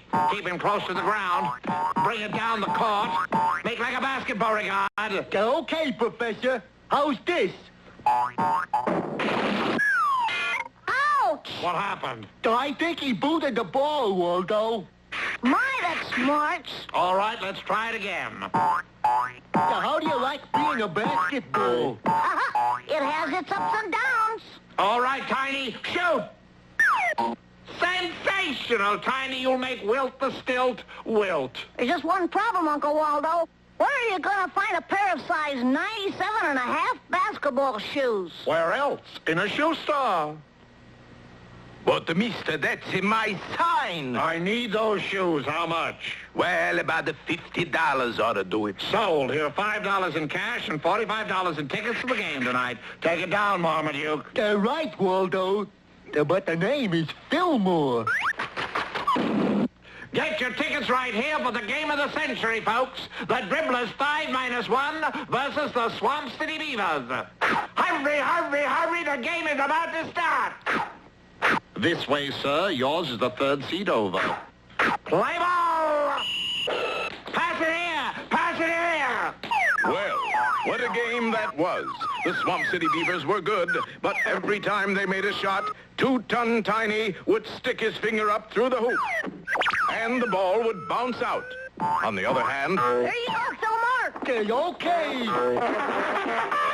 Fillmore, you can't dribble while blowing your bugle. I know, it makes it all soggy. Here, Tiny. Yay! When the game was over, Swamp City was swamped 102-2. I dropped one ball in the wrong basket. Well, from that moment on, the Dribblers 5-1 were the new sensation of basketball. They beat every team in the country and soon became world champions. They even played the Harlem Globetrotters with one hand tied behind them. My bugle hand, too. Naturally, they were called on to make speeches. I owe my success in basketball to living clean, thinking straight, training hard, and being 32 feet tall. They even made commercials for television. Hey, Hoppity, are you still washing your gloves with that greasy kid stuff? Sure, they're kid gloves.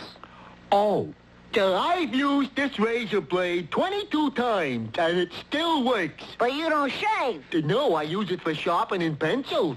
But then one morning, Waldo received a note that drove the roses from his cheeks. Egad, look at that, Hoppity. Leaping horny toads, what are we gonna do? Well, I know what I'm going to do. And Waldo did it.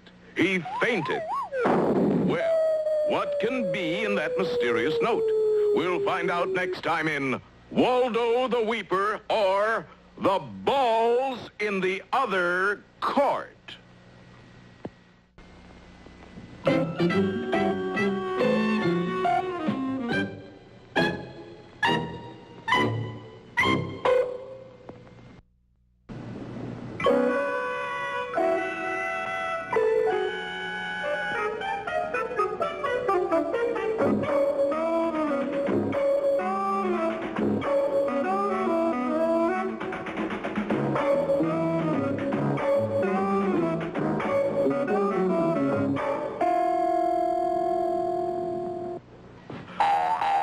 Well, our friends joined with 2-ton Tiny, the giant of Hootin, Holler, to form a basketball team called the Dribblers 5-1, and soon soared to the top of the basketball ratings.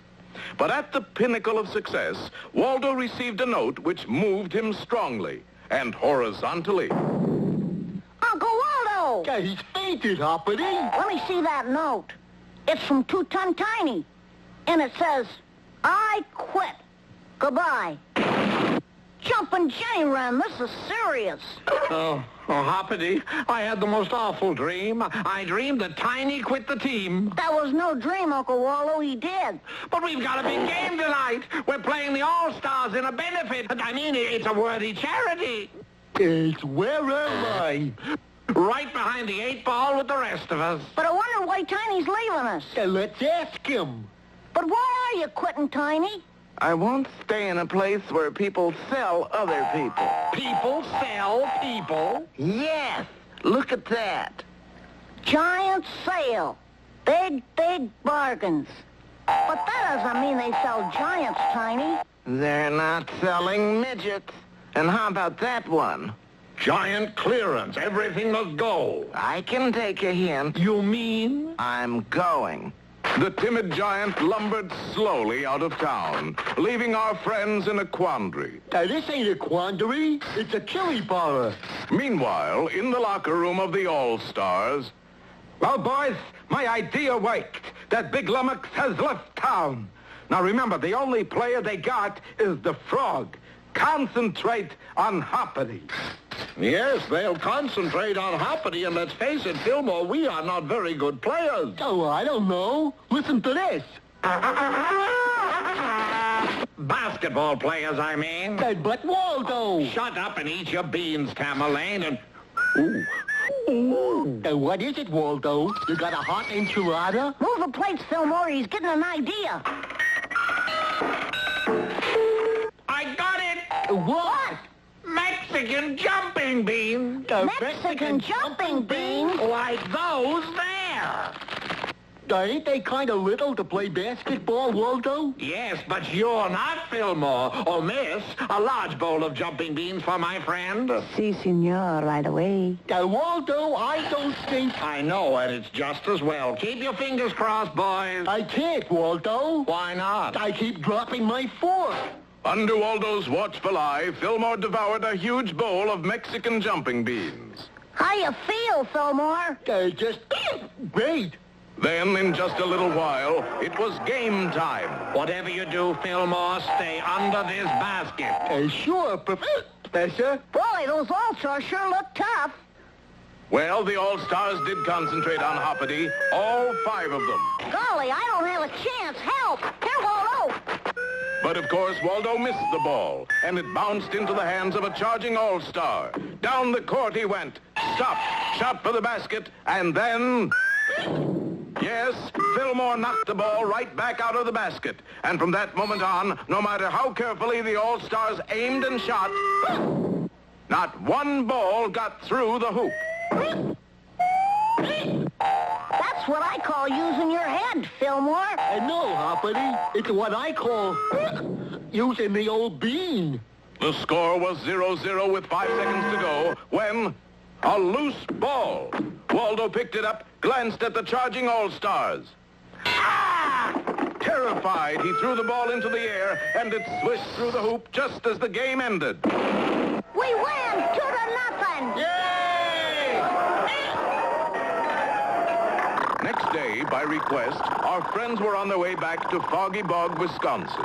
A lot of planes were flying that day, but there was no mistaking the one our boys were on. You will tune in again soon for the further adventures of Hoppity Hooper, won't you?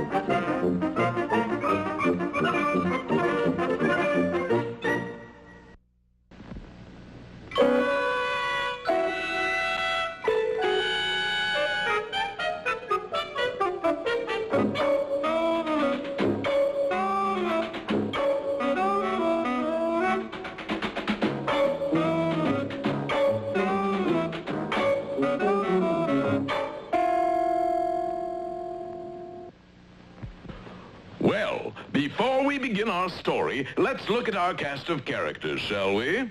First, here's Hoppity Hooper, our hero. Hiya, hero worshippers!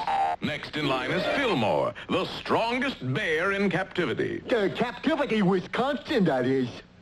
And last but not least, here's Waldo Wigglesworth. He too is famous. True, true. Waldo's well-known features look down from the walls of post offices and police stations all over the country. That's him, officer. That's the one. I'd know that foxy look anywhere. After him! Well, lads, here we go again. Into the truck. They're gaining on us, Waldo. Quick, Casimir, get the secret weapon.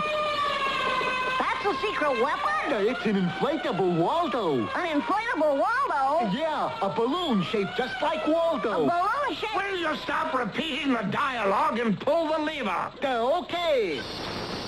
Quick, toss it out. There he is, standing by the side of the road. Careful, boys. He's tricky. He looks dizzy, Captain. He did it that, for a strong breeze began to blow the Waldo balloon along the road. He's making a run for it. Stop! Stop or I'll shoot. Gee, I only tried to wing him. You got him on the rise, G. I always heard Wigglesworth was full of hot air, but this is ridiculous. Meanwhile, our friends, safe at last, had stopped to let their truck cool off. Gee, Uncle Waldo, why was that man so mad at you? Just because I sold him 1,000 gallons of pure, sparkling well water. What's wrong with that? It was supposed to be an oil well. Oh. Just a slight misunderstanding, Hoppity. Oh, how long must I be persecuted by the minions of the law? Well, as the fellow says, if you can't lick 'em, join 'em. What was that? I said if you can't lick 'em, join 'em. What does that mean, Hoppity? I don't know, Fillmore. It's just what the fellow says. But of course, Hoppity, that's the way to keep on the right side of the law. We'll become detectives ourselves. You mean like on television? Exactly, we'll be private eyes. I can't be a private eye, Waldo. How come? I got 2 stripes. I gotta be a corporal eye. But Waldo insisted, and in just a few days' time, their medicine show truck had been turned into a traveling detective agency. The I Spy Detective Agency. Waldo Wigglesworth, Chief Snoop. And here comes our first client. Get ready, Alfredo. Welcome, sir. What can we do for you? I just lost my bowling ball. Can you find it? Lost articles? Kindly step into our Swami's parlor. Swami? Yeah, that's me. The Swami is in a trance. I could tell. Swami, do you see this gentleman's lost bowling ball? Yes, yes. I see it before me now. You do? Where is it? Right here. Oh, but Gedfrey, that's remarkable. Here, this is for finding it so quickly. Oh, thank you. And this is for taking it in the first place. Confounded Beaufort, I told you to pick up a crystal ball. Crystal balls are harder to pick up, Waldo. You mean they're scarce? No, I mean they don't have them little holes in them for your fingers. Hey, look, here comes another customer. But this customer's request wasn't going to be as easy to fill as the first. Is this the I Spy Detective Agency? At your service, sir. I spy. We never sleep. We may doze off from time to time, but... My name is Badly Bent, with a hyphen. Gee, that's too bad. And I want you to find the lost Duchess of Dashit Hall. The lost Duchess of Dashit Hall? You lost a duchess? Seems a bit careless somehow. But at that moment, a sinister figure outside lobbed a large, round object at the window. An object with a fuse attached to it. And it isn't a crystal ball or a bowling ball either. Don't miss our next episode, The Lowdown on the Blow-Up, or... Hallelujah, I'm a bum.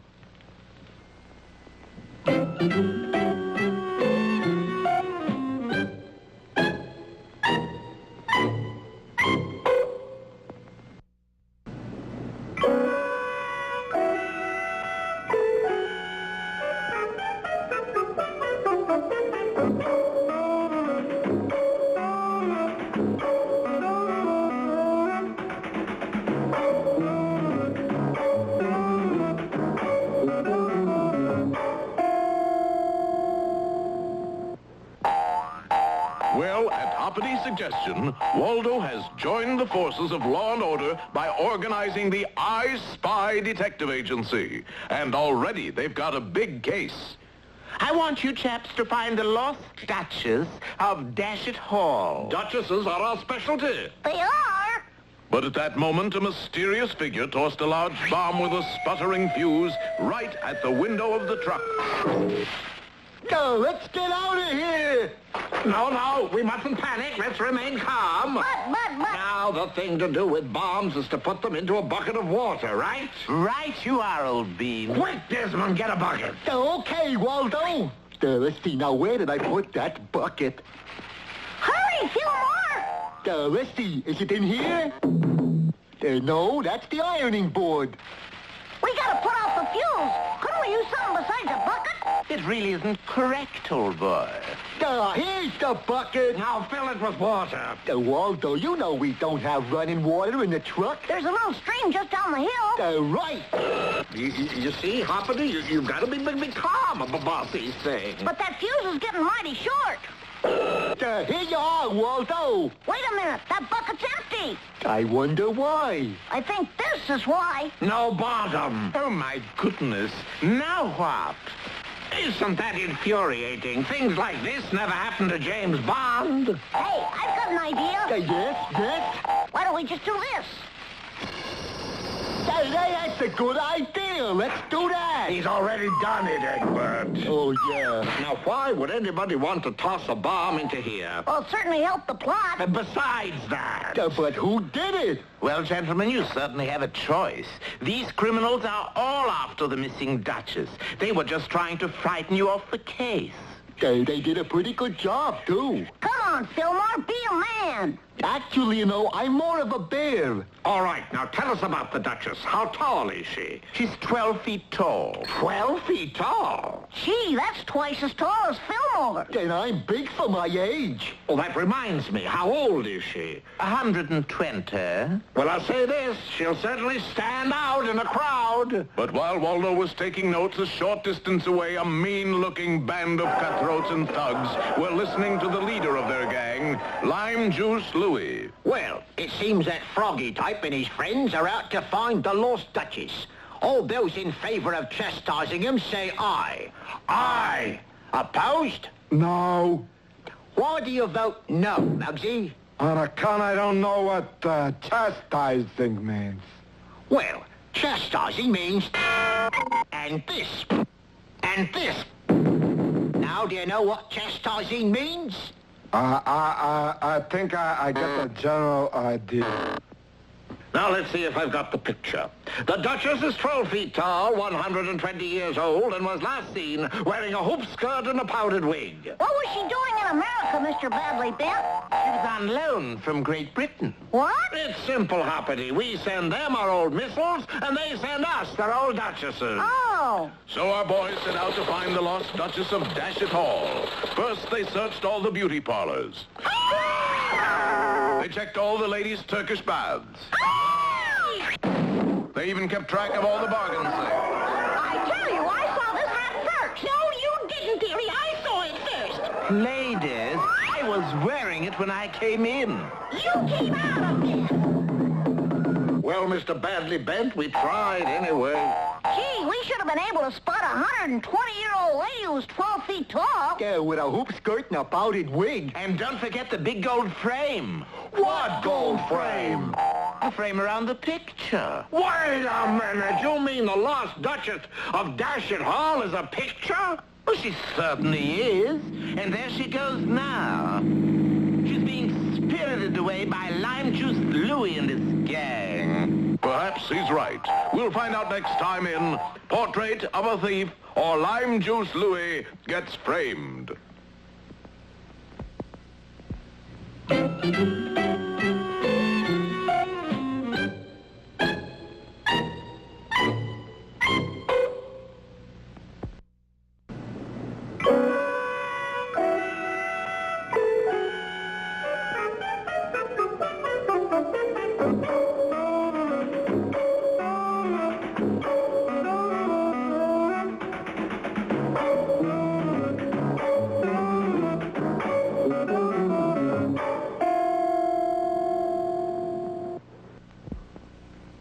In our last episode, we finally met the lost Duchess of Dashet Hall. She was indeed 12 feet tall, 120 years old, and surrounded by a solid gold frame.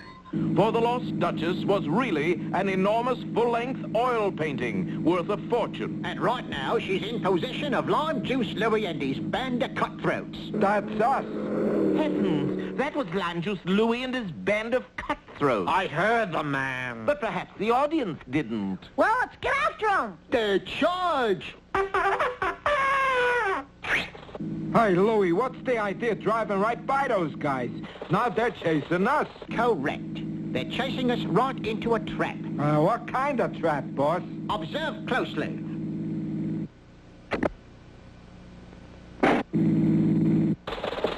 Oh, frip-frap, a detour. Well, we can't stop now. Drive on, Stanislaus. My name is... Well, ta-ta, ducks. Yeah, we'll see you later, fellas. Oh, I'm afraid not, Muggsy. How come? Take a deco at that. Oh, horrors. Our friends have been decoyed into driving onto a set of railroad tracks. Now, let's see. This detour ought to take us by way of Mont Chunk and Kennebunkport. It's sure a smooth road for a detour, Waldo.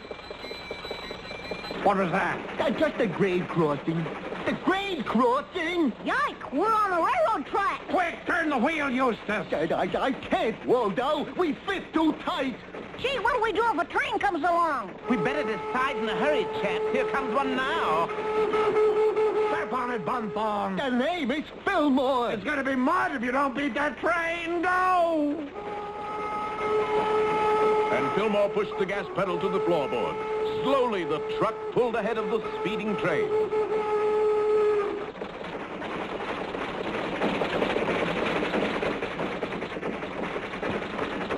Now, there's something you don't see every day, Chauncey. What's that, Edgar? A truck on a railroad track being chased by a train. Oh, I don't know, Edgar. Happens all the time on the Bullwinkle Show.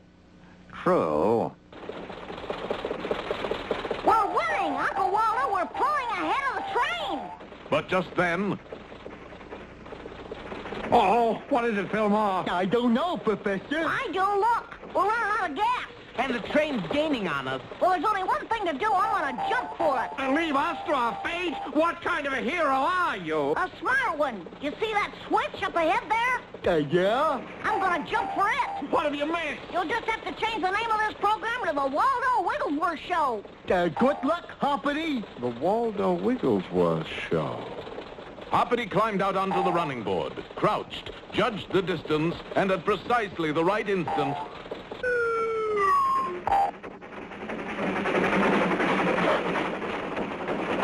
Yes, the train was switched onto another track and roared out of sight while Waldo's truck coasted safely to a stop. Everybody okay? Hoppity, my lad, you've saved our lives. You're a hero. Give him a fanfare, Beauregard.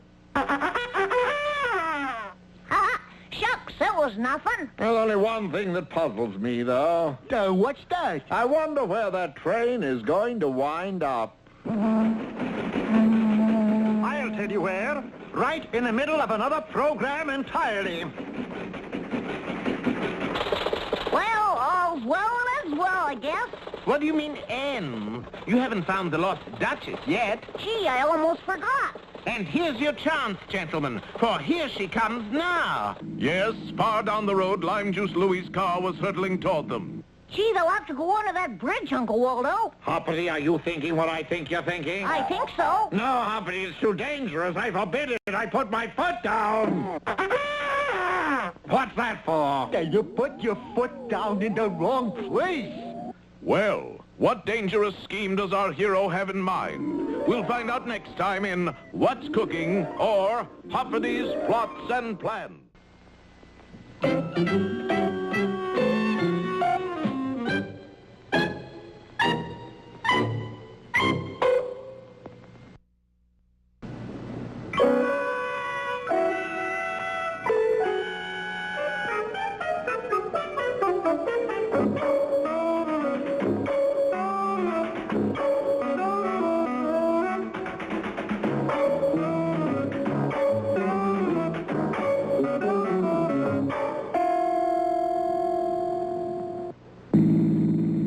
Our boys are hot on the trail of the lost Duchess of Dashet Hall, a valuable painting stolen by Lime Juice Louie and his gang. Now, Louie's car is approaching an overpass on which our friends are waiting. No, I won't let you do it, Hoppity.